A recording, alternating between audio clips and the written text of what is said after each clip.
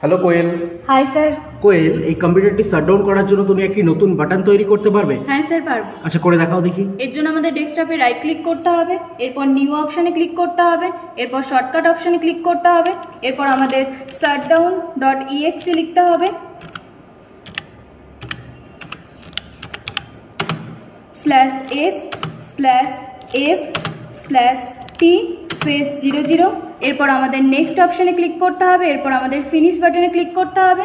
শর্টকাটটি সুন্দর করার জন্য আমাদের কাস্টমাইজ করে নিতে হবে। এর জন্য আমাদের রাইট ক্লিক করে প্রপার্টিজ অপশনে ক্লিক করতে হবে, এরপর চেঞ্জ আইকনে ক্লিক করতে হবে, এরপর ওকে বাটনে ক্লিক করতে হবে, এরপর এখান থেকে যে কোনো একটি আইকন সিলেক্ট করে নিতে হবে, এরপর ওকে বাটনে ক্লিক করতে হবে, এরপর আবার আমাদের ওকে বাটনে ক্লিক করতে হবে। এরপর এটির সাহায্যে আমরা যে কোনো সময় কম্পিউটার শাটডাউন করতে পারবো। বাহ, খুব সুন্দর হয়েছে। Thank you sir. ওয়েলকাম।